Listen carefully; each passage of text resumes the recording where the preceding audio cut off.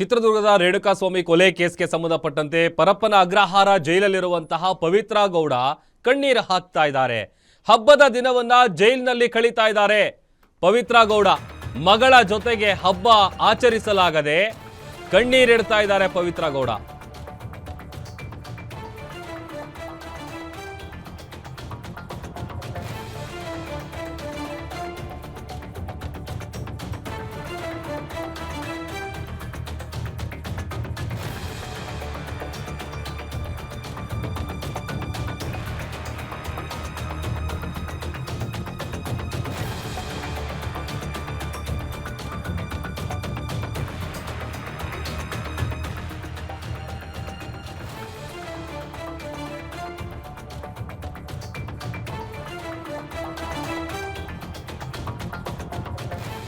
ಪ್ರತಿ ಬಾರಿ ಹಬ್ಬ ಹರಿದಿನಗಳಲ್ಲಿ ಒಳ್ಳೊಳ್ಳೆ ಕಾಸ್ಟ್ಲಿ ಬಟ್ಟೆಗಳನ್ನ ಹಾಕೊಂಡು ಗ್ರ್ಯಾಂಡ್ ಆಗಿ ಸೆಲೆಬ್ರೇಟ್ ಮಾಡ್ತಾ ಇದ್ರು ಪವಿತ್ರ ಗೌಡ. ಬಟ್ ಆದರೆ ಈಗ ಪರಪ್ಪನ ಅಗ್ರಹಾರ ಜೈಲಲ್ಲಿ ಕಣ್ಣೀರು ಹಾಕ್ತಾ ಕೂತಿದ್ದಾರೆ ಪವಿತ್ರ ಗೌಡ.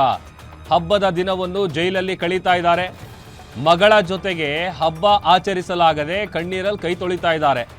ಜೈಲಿನ ಮಹಿಳಾ ಬ್ಯಾರಕ್ನಲ್ಲಿ ಬಹಳ ಬೇಸರದಿಂದ ಇದ್ದಾರೆ ಪವಿತ್ರ ಗೌಡ. ಸಾಮಾನ್ಯ ಕೈದಿಯಂತೆ ದಿನ ದೂಡ್ತಾ ಇದ್ದಾರೆ. ಹೈಫೈ ಲೈಫ್ ಅನ್ನ ಲೀಡ್ ಮಾಡಿದ್ದ ಪವಿತ್ರಾಗೆ ಈಗ ಜೈಲಲ್ಲಿ ಸಂಕಟ ಎದುರಾಗಿದೆ. ಪ್ರತಿ ಹಬ್ಬವನ್ನ ಬಹಳ ಅದ್ಧೂರಿಯಾಗಿ ಸಂಭ್ರಮದಿಂದ ಸೆಲೆಬ್ರೇಟ್ ಮಾಡ್ತಾ ಇದ್ರು ಪವಿತ್ರ ಗೌಡ. ಮಗಳು ಮತ್ತು ಕುಟುಂಬಸ್ಥರ ಜೊತೆಗೆ ಹಬ್ಬ ಆಚರಿಸ್ತಾ ಇದ್ರು. ಬಟ್ ಈಗ ಕೊಲೆ ಪ್ರಕರಣದಲ್ಲಿ ಜೈಲು ಸೇರಿ ಹಬ್ಬ ಇಲ್ಲ, ಹರಿದಿನ ಇಲ್ಲ.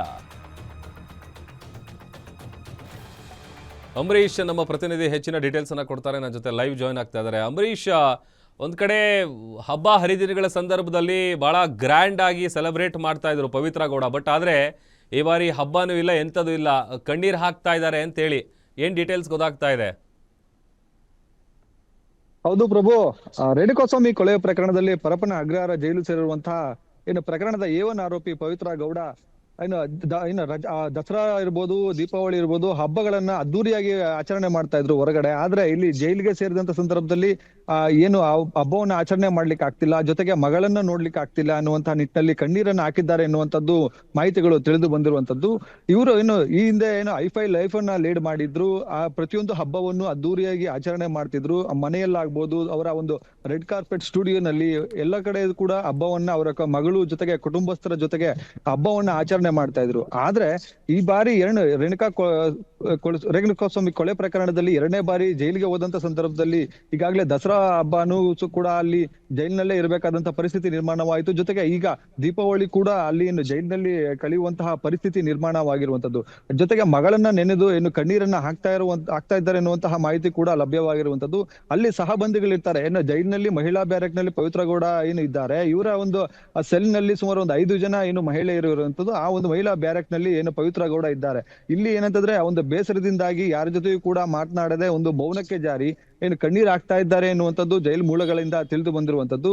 ಇಲ್ಲಿ ಏನಂತಂದ್ರೆ ಐಫೈ ಲೈಫ್ ಅನ್ನ ಲೀಡ್ ಮಾಡಿದ್ರು. ಈಗ ಏನಂದ್ರೆ ಕೊಲೆ ಕೇಸ್ ನಲ್ಲಿ ಪರಪ್ಪನ ಅಗ್ರಹಾರ ಜೈಲು ಸೇರಿ ಅಲ್ಲಿ ಒಂದು ರೀತಿಯಾಗಿ ಜೈಲಿನ ಊಟವೂ ಕೂಡ ಒಗ್ಗದೆ, ಅವರಿಗೆ ಸರಿಯಾದಂತ ನಿದ್ರೆಯೂ ಇಲ್ಲದೆ ಒಂದು ರೀತಿಯಾಗಿ ಮಾನಸಿಕವಾಗಿ ಕುಗ್ಗಿದ್ದಾರೆ ಎನ್ನುವಂಥದ್ದು ಕೂಡ ಮಾಹಿತಿ ಲಭ್ಯವಾಗಿರುವಂತದ್ದು ಪ್ರಭು. ಓಕೆ, ಥ್ಯಾಂಕ್ ಯು ಅಂಬರೀಷ್ ನಿಮ್ಮೆಲ್ಲ ಡೀಟೇಲ್ಸ್ಗಾಗಿ.